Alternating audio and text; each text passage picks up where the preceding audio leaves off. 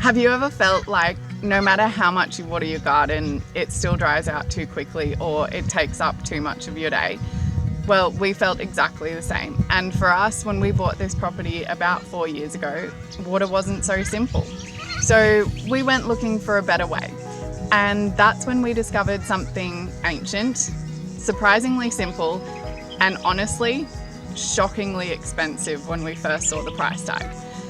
Before I show you exactly what it is and how you can make it yourself at home, I have something to admit. When we started documenting this journey on YouTube, I was pretty naive about how important that little subscribe button actually is. I thought it was just a polite way to follow along.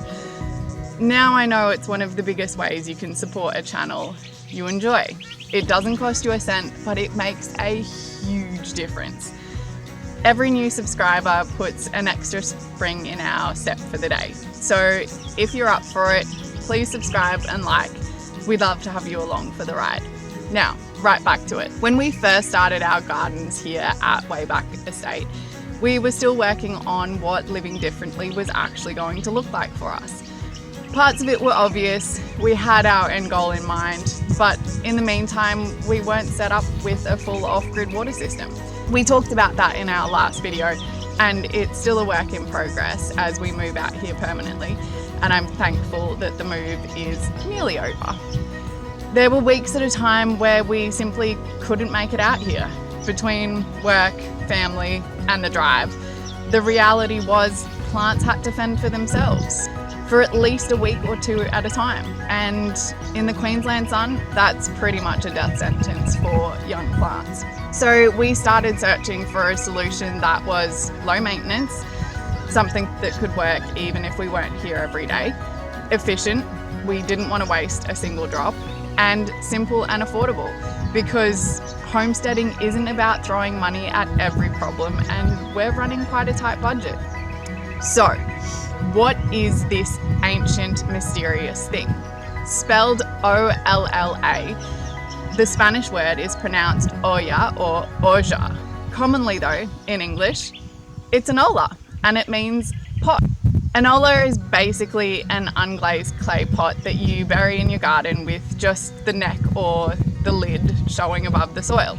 You fill it with water, and over time the water seeps slowly through the porous clay into the soil.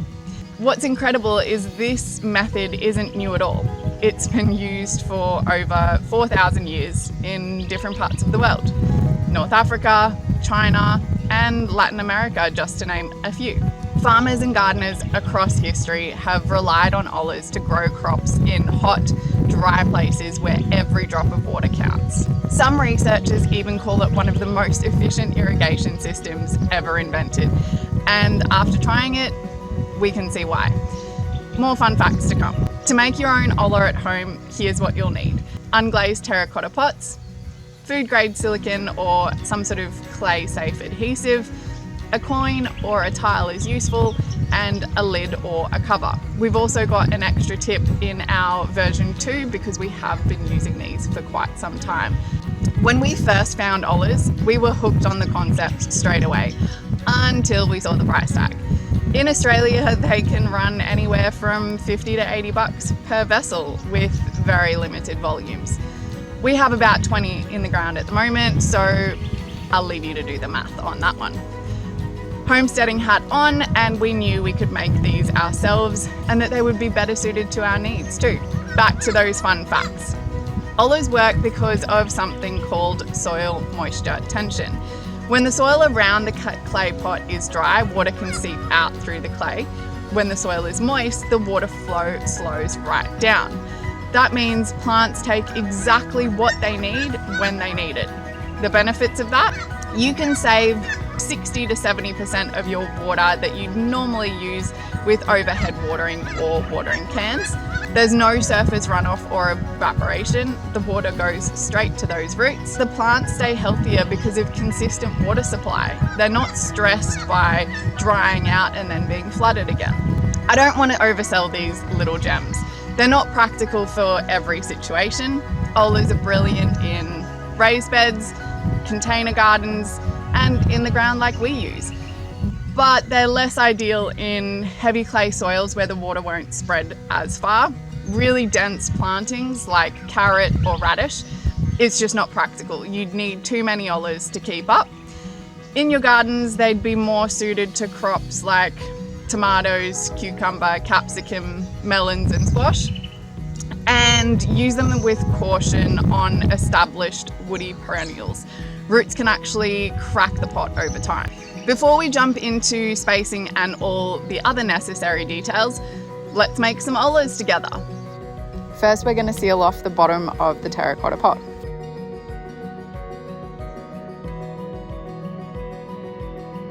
We just use a simple method of duct tape and silicone.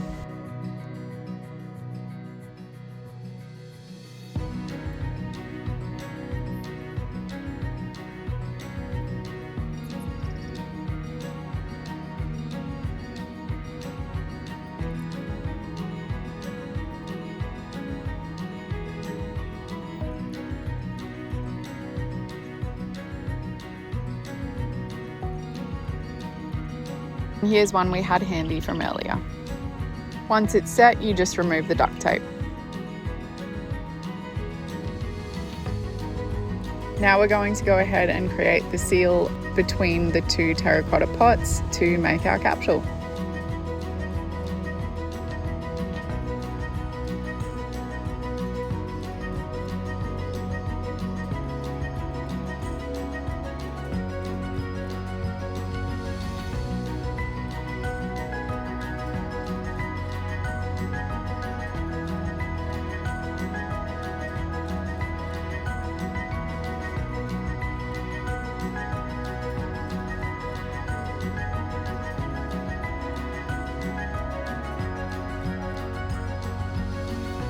A quick cleanup of the silicone bead with a wet rag.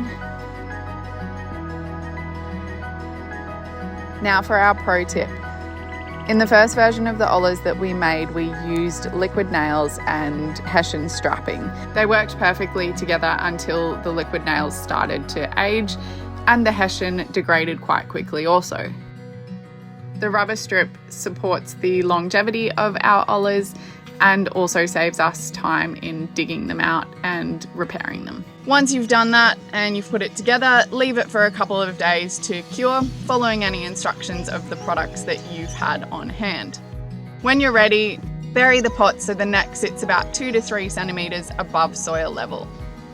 Fill it with water and then place your lids on top to stop evaporation and mosquitoes. We use corks on the open end of our pots. If you hang around till the end, I'll show you a perfect little hack for filling these ollas because they can be a little bit finicky.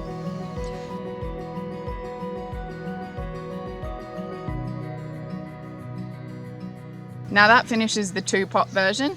If you want to keep it simple, consider just plugging the hole of a single pot, bury it and use a saucer as a lid. Less water capacity, but similar concept. Today we've been working with 210 and 170 ml pots, which gives us around 5.5 and 3 litre capacities for each olla, coming in at less than $10 a pop. So, how do you use them once they're in the ground? Spacing. As a rule of thumb, 1 olla waters an area about twice its diameter. In raised beds, that usually means 1 olla every 60 to 90 centimeters. Refilling. In cooler weather, you might only top up the bigger ones once a fortnight. In the peak of our Queensland summer, they'll get us by for about 1 week at a time before needing a refill. Planting. If you're working with seedlings, start your seedlings a few centimeters away from the neck of the olla. You may need to hand water until the roots stretch out and find that wet zone. These little gems do have maintenance. Over time, minerals in your water might clog the pores of the clay. If seepage slows, dig them out and soak them in a 50-50 vinegar and water solution, scrub lightly and then reinstall. So that's how an ancient clay pot turned into one of our favourite tools here at Wayback Estate. It might seem simple, but sometimes the old and obvious ways are the best. Homesteading doesn't have to mean complicated or expensive, and that's something that we really value. Now, for next fortnight's video, we're at a bit of a crossroads. We had planned to share the work we've been doing in the orchard, but we've also had an experience with a product that we would consider a pillar of the homesteading world, and honestly, what's happened has been absolutely absurd. So here's where you come in. Should we go with the orchard story next, or the controversial buyer beware video? Drop your vote in the comments. Either way, eventually we'll cover both soon, but your feedback will help us decide which one comes first.